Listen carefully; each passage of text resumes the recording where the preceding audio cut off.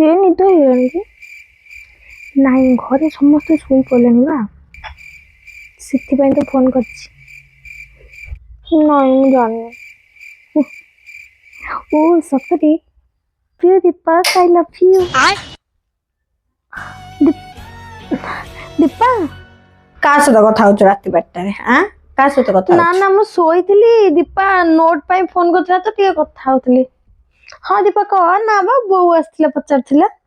ହଉ, ଦୀପା ସହିତ କଥା ହଉଥିଲୁ। ହଉ, ଶୋଇପଡେ। समझ रहे हो?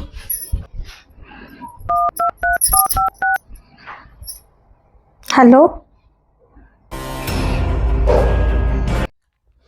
ଧନ, ମୁଁ ବଞ୍ଚିଗଲି। ମା ନୁହଁ ଶୋଇ ନଥିଲା, ଏବେ ଆସିଥିଲା ମୋ ରୁମକୁ ଆଉ ପଚାରିଲା ତୁ କାହା ସହିତ କଥା ହଉଛୁ। ଭଲ ହେଇଛି ମୁଁ ଦୀପା ନା କହିଦେଇଛି। ଫୋନ ନେ। ଫୋନ କରିଛି ମା। ଦୀପା ଫୋନ କରିଛି। ହଉ ଦେ। ହଁ ଦୀପା କହ। मेरे तो एल लग गए। ଦୀପା ସହ କଥା ହଉଛୁ। ଜଗାନେ ଖାଇ ମୋ ଚପଲ କାଇଁ?